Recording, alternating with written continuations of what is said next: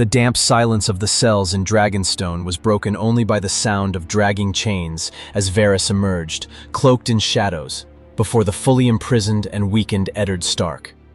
The words exchanged were laden with tension, truth, and manipulation. Ned, though exhausted, held the posture of a cornered wolf. Varys explained that the city was on the brink of collapse, and that his severed head in a public square would save no one. Ned, with a hoarse voice and steady eyes, declared that he would not leave King's Landing without his daughters. Varys took a deep breath and responded with feigned sorrow that Arya had vanished in the sewers, and that Sansa would be waiting outside the city walls, but they would have to flee by different paths to escape Cersei's spies. It was a lie, but one that served the greater purpose of his schemes. And so, with trembling hands and a shattered heart, Ned fled under the veil of night. A horse awaited him in the shadows where Varys had guided him, and with the little strength he had left, he rode north. The journey was long and brutal. Days turned into weeks. The roads were watched by soldiers loyal to the crown, and Ned had to hide in villages, sleep on the ground, dress like a peasant. At every bend, he hoped to see Sansa's face, but she was never there. Slowly, the bitter truth sank in. Varys had lied, and though he understood the eunuch's manipulative nature, the pain of betrayal gnawed at his chest. Still, he did not turn back. He fixed his eyes on the north, on his family, on the war that loomed. Arya might still be alive somewhere, but what if she was dead? When he finally reached the Riverlands, Ned was met with astonished looks and restrained tears. The gray direwolf banners waved by the thousands in the winds of war. Robb Stark, more man than boy, ran to his father with a mix of surprise and sorrow in his eyes. The embrace between them was silent, a reunion of honor and grief. But the joy was short-lived. Robb, with a firm voice, revealed that Sansa had been executed by Joffrey's direct order. The young Stark girl's head had been displayed before the people as a cruel warning. Ned staggered. The ground seemed to vanish beneath his feet. His eyes welled with tears, but he did not cry. Not there. He only promised, with a voice heavy as steel, that the war was now personal. Robb was never crowned king in the north, for his father still lived, and it was Eddard Stark who bore the weight of leadership. The direwolf banner was raised once more, with renewed fury. Ned declared immediate support for Stannis Baratheon, the only man of royal blood and legitimacy. The northern houses, inspired by the presence of the Old Wolf, came in full force. House Mormont brought 500 hardened bear warriors. The Umber marched with over 2,000 battle cries. The Karstark added 1,800 loyal swords. The Glover sent 900 archers. The Reed dispatched scouts for reconnaissance. Even the Bolton, still feigning loyalty, pledged 1,200 men. The ranks swelled, and the flame of justice burned high in Ned's eyes. But at first, Ned was not fully focused on the war. Most of his effort was on finding Arya alive, but as time passed, he slowly began to lose hope that she had survived. His attention, even in mourning, turned fully to war. The first skirmishes against the Lannisters were swift and decisive. The northern forces, well acquainted with the terrain and employing crude but effective tactics, attacked in ambushes, severing supply lines, burning camps, and leaving golden-cloaked corpses strewn across the roads. Lord Tywin, until then Master of War, had not expected Ned's cunning. The Old Wolf led from the front lines, and his presence on the battlefield caused rebel banners to rise with renewed pride.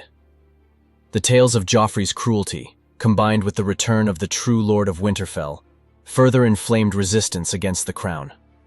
Over time, even lesser houses began to break their oaths to the Lannisters. Some Western families were persuaded, others defeated. The battles intensified. The war had raged for over a year, and the North, under Ned's leadership, was gaining ground. Robb led skirmishes to the south with skill. Theon Greyjoy, still an ally and uncorrupted by promises of iron, fought as a trusted squire. The strategy was clear: maintain constant pressure while preparing for a decisive strike.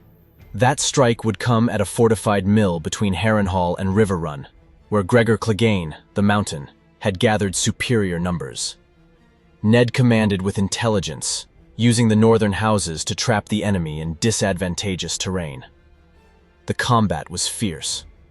Robb clashed blades with the mountain, while Theon led the archers at the rear. Ned, with stormy eyes, faced the mountain himself beside his son. The duel was brutal, but ended when Ned drove the blade of ice into the giant's neck, just as he was about to cleave the young wolf in half. The mountain fell, his head rolling through the mud and blood. The victory echoed through Westeros like a roar. With this crushing victory, Tywin Lannister finally tasted fear. For the first time in years, he was forced to retreat, abandoning positions and consolidating forces in safer regions. Ned Stark's influence grew like an unrelenting shadow. Neutral houses began to reconsider their loyalties. Ravens carried messages increasingly favorable to the north and to Stannis, and the war, which had once leaned toward Lannister gold, now marched under the silver banner of justice. Upon returning to one of the new fortified camps along the banks of the Trident, Ned was surprised by a scroll sealed with the crowned stag of Stannis Baratheon. The message was clear. Stannis' ships were ready to depart from Dragonstone and attack King's Landing by sea. But he needed Ned and his armies to advance by land, in a coordinated assault that would crush the Lannisters from all sides. Ned read the message with narrowed eyes. The moment had come. The justice denied to him and his daughter would now march with the force of 100,000 swords toward the heart of treachery. Dawn was cold when Ned Stark crossed the muddy fields toward Renly Baratheon's camp. With firm steps and a face heavy with purpose, he was received by shining soldiers and green banners. Renly, young and charismatic, tried to maintain the posture of a king before Ned, but his words faltered under the weight of the Lord of Winterfell's presence. In long nightly conversations, under torchlight and untouched cups of wine, Ned dismantled the arguments of the youngest Baratheon. Your brother has the right by blood, but what is a throne taken by injustice? Nothing more than another war. Those words, spoken with calm and sorrow, struck deep. Renly hesitated, but in the end, he yielded. With Renly's surrender, the houses that had supported him turned to Stannis' cause on this new path. The Tyrells, ever pragmatic, understood that an alliance with a man lacking legitimate claim would not ensure stability, so they joined Stannis' cause, as Renly agreed to fight beside his brother in exchange for some of his future desires being granted. House Tarth, impressed by Renly's unwavering honor and his support for his brother, swore loyalty to Stannis' cause, and Brienne joined the warriors. In a few weeks, the ranks of Stark and Baratheon doubled.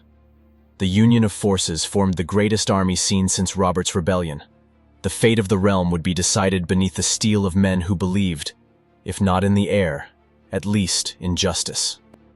As the armies began their joint advance, Tyrion Lannister, still serving as Hand of the King, prepared the city's defenses with intelligence and cunning. Wildfire was unleashed upon Stannis' ships with flaming fury, turning the Blackwater Bay green with grief. But even that liquid hell was not enough to halt the advance. Smaller boats, reinforced wooden skiffs, reached the shores and unloaded hundreds of thousands of determined soldiers. The roar of the explosions could not drown out the cries of war. Men fell, but the offensive surged on, now driven by rage and loss. On the other side of the city, the walls trembled with the drums of the north. Ned Stark led his army through streets and alleys engulfed in smoke. His speech before the attack spoke not of vengeance, but of honor. He spoke of Stannis, of the right of blood, of the order of the realm. But in the eyes of his men, there was no politics, only the images of the slaughtered children. Sansa, Arya vanished, Bran and Rickon hunted, the pain of House Stark exposed to the lion's cruelty. The blade of justice came soaked in mourning. The North fought as one body, teeth clenched, and King's Landing began to collapse. When Joffrey Baratheon saw the ships in flames and the Northerners cutting through the streets, his courage vanished. He cried out for his mother, dropped his sword and fled to the Red Keep like a frightened rat. His soldiers, seeing their king flee, lost any will to fight. Many surrendered, others ran. The few loyalists were massacred. Victory seemed inevitable. During the final siege, while Jaime Lannister fought fiercely at the Iron Gates, he was struck by an unexpected blade. The bastard son of Lord Bolton, fighting beside Robb. The death of the Kingslayer was swift but symbolic. Tywin had lost more than men. He had lost his pride. Inside the Red Keep, as the battle crumbled around her, Cersei prepared a vial of poison. In her arms, little Tommen trembled, not understanding what was happening. Cersei whispered sweet lies, ready to spare him the pain of captivity. But before she could offer the liquid, an arrow hissed from the top of a tower and pierced her shoulder. It was Theon Greyjoy, who had fired on instinct the moment Ned opened the gates. Cersei fell, screaming. The guards rushed in. The war was over. The queen had fallen, and the boy king was captured, fleeing with his tail between his legs. Stannis was crowned king, but he carried with him a coldness that even his allies found unsettling. In his first audience, he proposed executing all surviving Lannisters, including the children. It was Ned who stood against the sentence. A king who kills children is no better than the tyrant we defeated. The words weighed heavily. Stannis relented, not out of mercy, but out of respect for the alliance that brought him to the throne. Tommen was spared, Tywin and Tyrion imprisoned. It was decided that the boy would be raised in Winterfell, under guard, as a guarantee that the Lannisters would never raise armies again. Cersei was judged and executed for treason and manipulation. Joffrey was murdered in his own cell by soldiers who blamed him for the defeat and for the atrocities they committed under his orders. Years passed, the new regime solidified. The kingdom still breathed ashes, but slowly it began to live again. One day, a tall man with a burned face and shadowed eyes presented himself at the gates of the north. It was Sandor Clegane, the Hound, and with him, a wild young girl with the eyes of a wolf, Arya. She had survived, crossed cities, learned to kill. The reunion was tense. Arya embraced her father, her mother, and her brother Robb. Sandor was paid in gold, but she cursed him with every step he took. The girl who had left no longer existed. Further south, in the lands of the Dreadfort, Rickon Stark was found. Lord Roose Bolton, still loyal out of convenience, delivered him with forced courtesy. He claimed the boy had been protected by loyal servants, kept secret to avoid falling into enemy hands. Robb received his brother with relief, though he did not trust Bolton's gestures. Still, there was no war between them. The title of Protector of the North belonged to Ned, and no one dared challenge him. The wolves were gathering. With Arya and Rickon at his side and Robb growing ever more mature, Ned began to rebuild Winterfell. The old stones once again heard laughter and footsteps, but peace was a thin mist. Rickon spoke of the adventure Bran had embarked on beyond the Wall. And more than that, something ancient and terrible had awakened. In the far north, the dead walked, and the Starks, once again, would be the last shield between the world and the darkness.